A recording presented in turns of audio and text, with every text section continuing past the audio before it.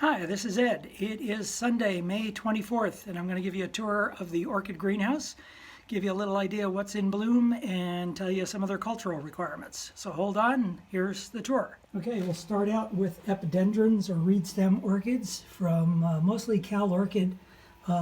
They tolerate a wide range of conditions. I find that they do best if they're in the greenhouse in the coldest winter months. They don't like temperatures much below 40-45 degrees. And this greenhouse keeps temperatures in the low to mid 40s for the lowest. But boy, when it starts warming up, they put on a lot of growth. They do like a lot of fertilizer.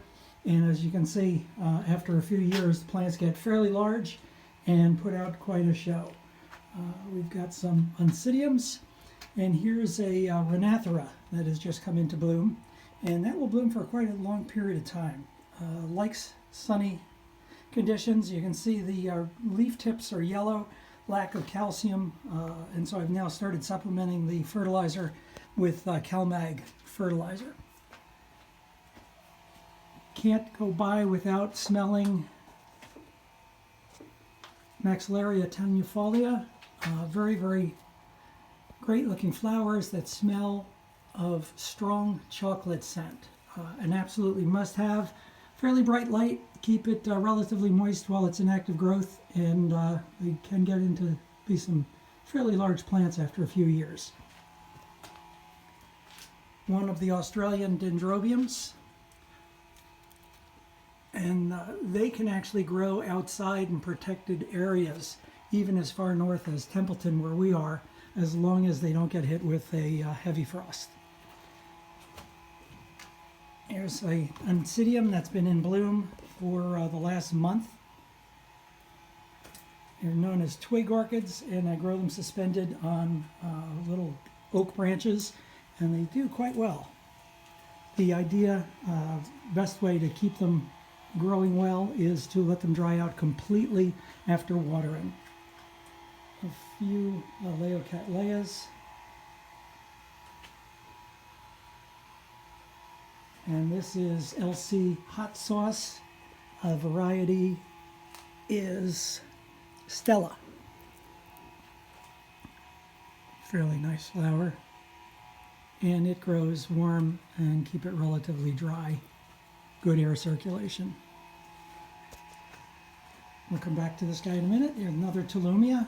And you can see it's growing with a Tillandsia on a tree branch. And these are also known as equine Oncidiums. And here's a yellow species, not exactly sure which type. You can see relatively small flowers, but stays in bloom for a long period of time. A Prostheca. This one I believe is Lancifolia, and it just has a wonderful floral fragrance. And it's just coming into bloom now. This is one of my favorite plants, Chrysothenia pendulata, or pendula. Requires dry winter rest. If you don't keep it very dry in the winter, it will rot.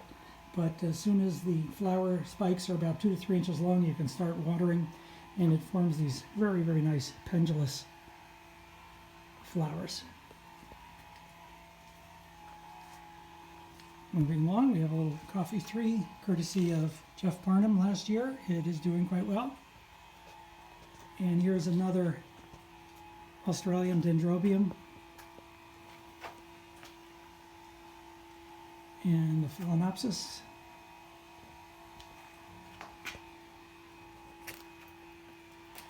Here's a Brassia that I found grows well if given proper amount of light. They like to be pot bound before they bloom. And this one finally sent a spike up after about 5 years. So you can see it's fairly pot bound, and it's finally started to bloom. And we have a Vanda. This came from Santa Barbara Orchid Estate. I showed it in my last video a month ago, and it's still blooming quite nicely a month later.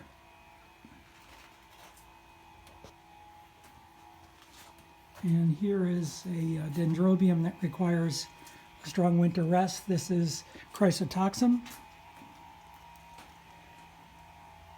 So from about Thanksgiving through Valentine's Day, very, very little water, maybe once a month, a light misting just to keep the pseudobulbs from shriveling excessively. But it will reward you with a fairly nice flower spike that will last, maybe a week to 2 weeks.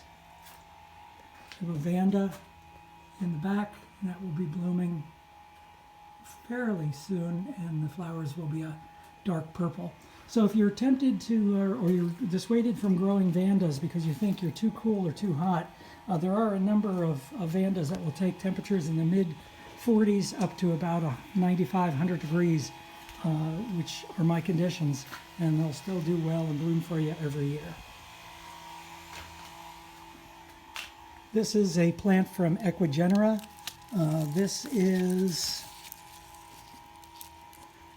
Cochleanthes discolor, and it's just got a really great dark purple flower. Likes semi-shady, cooler and wetter conditions. I grow it on gravel, and it in the summertime, that's the first flower opening now. You can see another bud. It'll stay in flower, successive blooms, for probably the next 2 months. This Cattleya is not in the greatest shape. It is a Serapalin Eubettia, and I was really surprised at the deep color of the lip on this. Quite a nice Cattleya. It's been abused, and I'm trying to bring it back to better health. Oncidium Cherry Baby, again, nice chocolate vanilla fragrance. Easy to care for, bright light. Let it dry between waterings.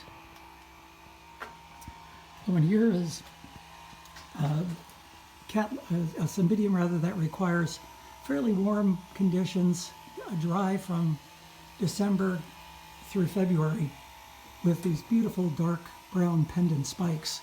A very large plant. This plant weighs in at about 50 pounds, and it is Cymbidium Little Black Sambo.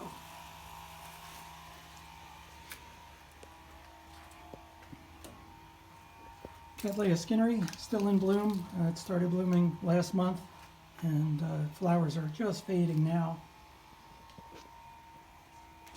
And that pretty much is it. We've got some Stanhopas that are getting ready to flower, so a couple indications of flower spikes coming. Back to Maxillaria tenuifolia.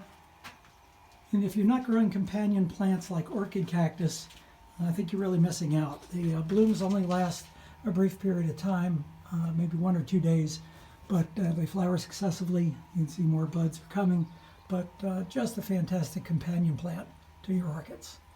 Well, that's it. Hope you enjoyed the tour, and I'll be back in another month to show you what's blooming in the June-July time frame.